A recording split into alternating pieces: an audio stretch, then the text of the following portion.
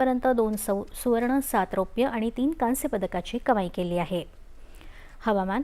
बंगालच्या उपसागरातील कमी दाबाच्या पट्ट्यामुळे राज्यात आजपासून 31 जुलै दरम्यान पावसाचा जोर वाढणार आहे.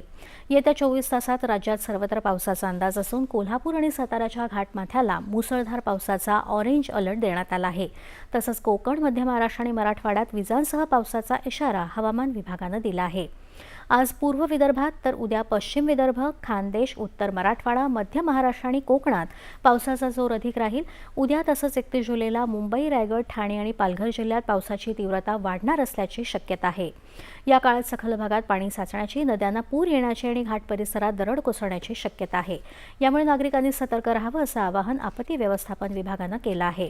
नागपूर आणि चंद्रपूर जिल्ह्यात संभाव्य अतिवृष्टीच्या पार्श्वभूमीवर विद्यार्थ्यांच्या सुरक्षिततेसाठी आज सर्व अंगणवाड्या, शाळा, महाविद्यालय आणि खासगी शिकवणी वर्गांना सुट्टी जाहीर करण्यात आली आहे. सोबतच चंद्रपूर जिल्ह्यासाठी आज आणि उद्या रेड अलर्ट जारी करण्यात आला आहे. आणि आता शेवटी ठळक बातम्या पुन्हा एकदा.